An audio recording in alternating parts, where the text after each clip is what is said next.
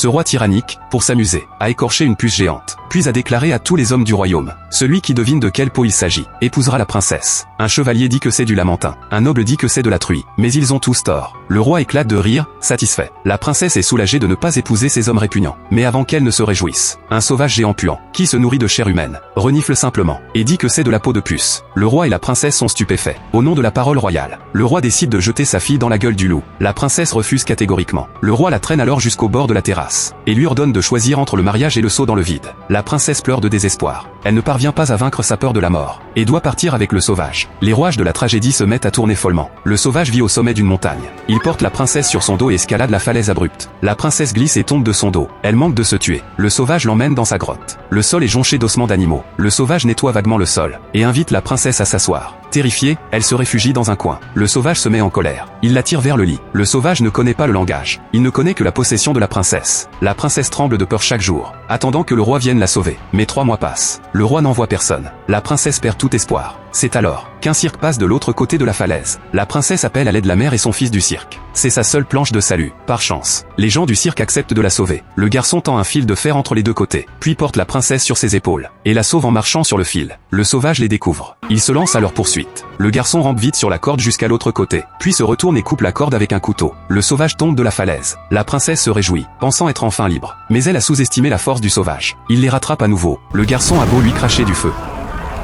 lui planter un couteau, le sauvage à la peau épaisse ne meurt pas. Finalement, la mère et le fils du cirque, si généreux, sont battus à mort par le sauvage. Ils gisent dans une mare de sang. La princesse est acculée dans une impasse. À cet instant, ses larmes se tarissent. Son regard passe de la terreur à la froideur. Puisque personne ne peut la sauver, puisque même les dieux l'ont abandonnée, elle doit se sauver elle-même. La princesse essuie le sang sur son visage, se redresse, et feint de se soumettre en s'approchant du sauvage. Elle caresse son corps. Quand le sauvage baisse sa garde, la princesse sort le petit couteau qu'elle avait caché, le pointe vers sa gorge, et tranche d'un coup sec. Le sang jaillit, la bête s'effondre. Il meurt dans les bras tendres de la princesse. La princesse tranche son énorme tête, et retourne au palais en la portant. Le roi qui avait joué son destin voit la princesse couverte de sang. Il s'agenouille et tremble de peur, prêt à céder son trône pour qu'elle l'épargne. La princesse le regarde froidement, et trouve cela risible. Finalement, la princesse devient reine du royaume. Son premier ordre est un avertissement à tous. Ne prenez jamais le destin d'une femme pour un jeu, car quand une princesse prend les armes, même les monstres tremblent.